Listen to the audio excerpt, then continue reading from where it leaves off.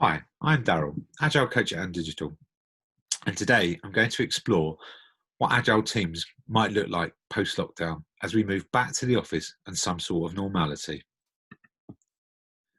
So we know that as teams go back to their offices, it's not going to be the same.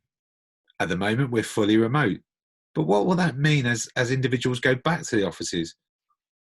We feel that we'll be moving more towards distributed and dispersed teams. But what does that really mean? What do those terms mean? And how can we ensure that everyone's engaged in their team to still continue to deliver good quality products? So, in this session, we'll explore the terminology, talk about the challenges they might face, how to overcome them, and then we'll look at the general well-being, and health of people.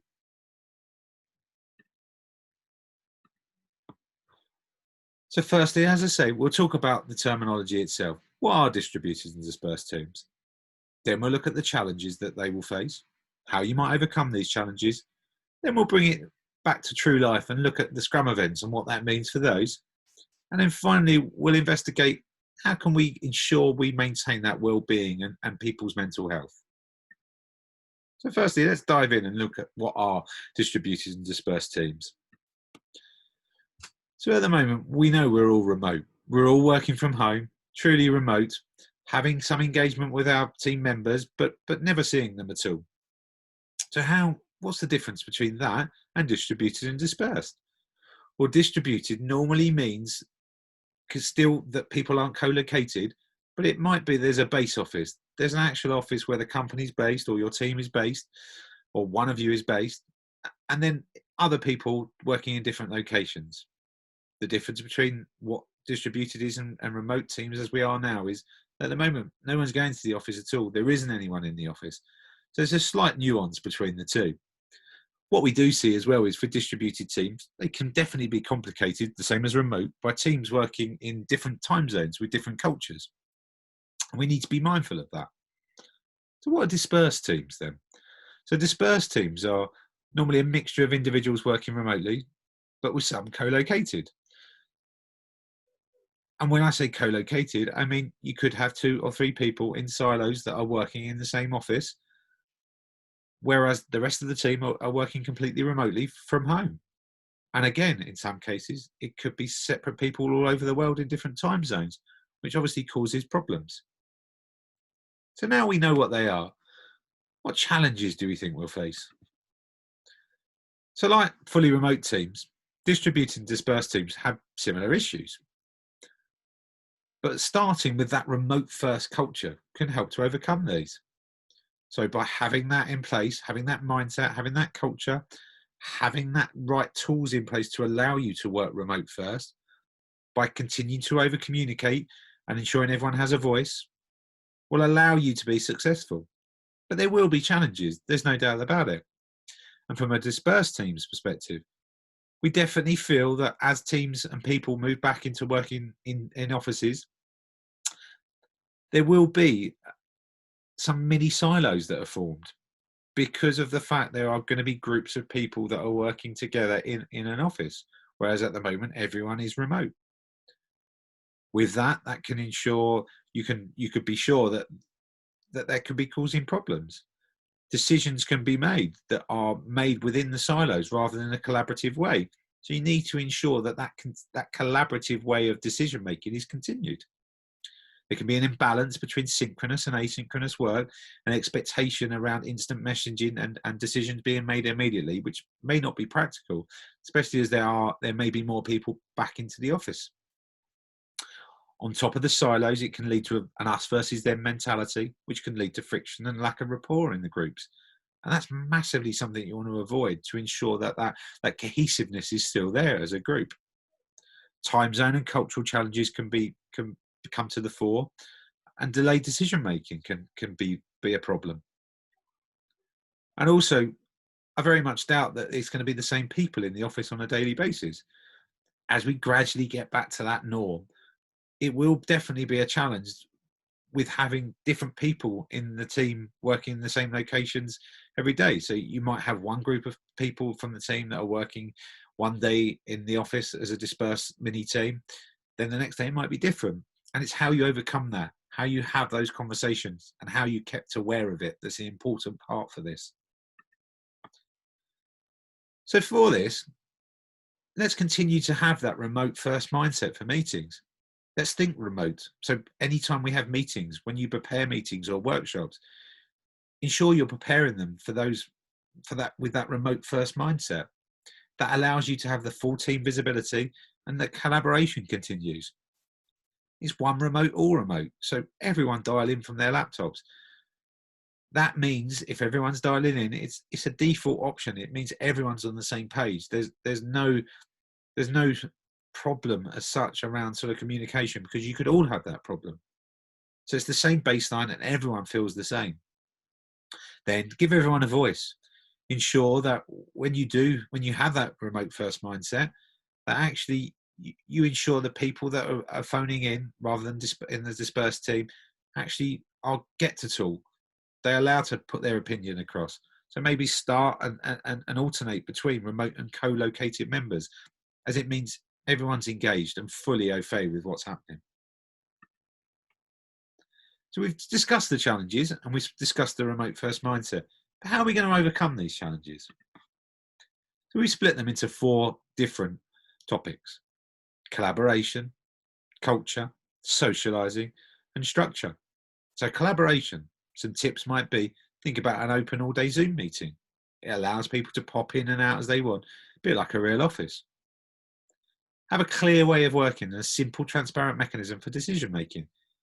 Continue to ensure that collaboration, that inclusiveness is still there and doesn't form into silos. From a culture perspective, think about your team charter. You may already have one, but think about it from a remote perspective. Ensure that you can set clear expectations with each other and support one another. Everyone's circumstances are different. Mine, I have children. That can cause problems. But you need to have empathy for one another and understand that different circumstances affect different people. So capture that as part of the charter. Socializing. It's been proven that a happy team is a good team, deliver good quality work. So think how you can transfer that into a remote way of working or a dispersed way of working. Have virtual happy hour or show and share sessions. Work out what works best for you and your team, and ensure you empathize and check in on one another on a day-to-day or a regular basis. Then from a structure perspective, we know that meetings are important. However, don't have a meeting just for the sake of it. Think about how you can improve efficiency for that meeting. Have an agenda, share that before the catch-up, and ensure that you have expected outcomes as well. Some people are working from the same hymn sheet and they understand what's expected and why. So Scrum events. Let's take a closer dive into what the Scrum events are and what can be run remotely or dispersed and can just as easily be face-to-face. So we think from the 4 Scrum events, we think retrospectives are best to run face-to-face if you can. It gives you that connection with the team and allows you to notice non-verbal communication, which is massively important. Normally, people face-to-face can feel more comfortable in the environment, but you do need to consider, with current circumstances, that there are things that need to change. So make sure you have a meeting room booked that you can accommodate people at a social distance. Ensure that only the right people attend. Don't have everyone turning up, because it may be that then leads you to not have a big enough meeting room. Prepare first. Make sure you understand what your expectations are of the session. Discuss it with you and within your team. Understand what you want the outcomes to be, if possible, and ensure that you can try and get to them. And then some really, really important stuff at the moment, which may be basic, but just to be aware of. Bring hand gel, antibacterial wipes. Give everyone their own Post-its and Sharpies. Don't share. It's vitally important with where we are at the moment that we're aware of this and we try to adhere to this as much as possible. From a remote perspective, we think that your sprint review, your planning, your daily Scrum can just be as efficient when run remotely. But as long as you use the right tools. Things to consider for that, though, is keep it snappy. Don't let it drag on. If longer conversations are required, then have subsections, have sub-sessions. Ensure that you divide the sessions into no more than 45 minutes with a 15-minute break, as it's been proven that people get distracted. So, ensure that conversations are bringing people into play. Turn off your notifications from Slack or whatever instant messaging you use. Don't have your phone to hand. Try not to get distracted. And then, if required, think about how you can be more efficient by dividing into smaller groups. For example, using 3 Amigos technique to help you write user stories or similar. Remember, if your team is a mixture of face-to-face and remote workers, it's worthwhile treating the meeting as if it's remote. Remote team members can really feel left out if there's poor audio or Wi-Fi. So, if you're all on the same page, then and you're treating it as a remote first meeting, then at least everyone's in the same situation or could be in the same situation. Ensure where you can that you've got your camera on, obviously, and ensure that your collaborative tools that you're using give everyone the ability to interact and to get involved. Often, you get so much more by being present. But actually, if they're not set up for remote people to interact, then you don't get as much value. So try to ensure that remote first mindset to allow you to get the most value out of your meetings. So finally, how do we maintain well-being in the current situation? Now, at the moment, everyone's in a unique position. And obviously for remote teams, this has been exactly the same.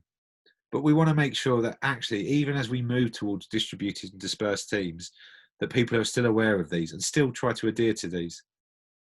So establish your own routine. Ensure you follow proper work and sleep patterns. Have a dedicated workspace where you can. Helps you to reduce distraction. Ensure you have the right equipment where you can. So whether that be the right chair, the right desk, it will help you to stay healthy and general well-being. And set it up correctly. There's plenty of NHS guidelines that will help you do that. Take breaks. Ensure you rest your eyes. Don't spend too long staring at your screen. It's been proven that with the lockdown that people are spending more and more time looking at their screen. Be aware of this. Be self-aware of this and ensure you take breaks because it's really important for your health. Then be kind to yourself. Except that on some days you're not going to be as productive as others. And that's the norm in today's circumstances. It's a unique situation we find ourselves in. So don't be unkind to yourself. Then finally, schedule video calls rather than email. Ensure that when you do have video calls, they're not always about work. Ensure you have the digital coffee breaks or Friday drinks to keep that collaboration and that morale going within the team, as it's vitally important. So here's some useful tools for collaboration that I think we've mentioned and some further reading for you. Now, again, this is not exhaustive, but it gives you some good tools and ideas for what you can and could use. Mural, I think we mentioned before. And obviously Zoom or Google Hangouts is something from a video calling perspective that will help you.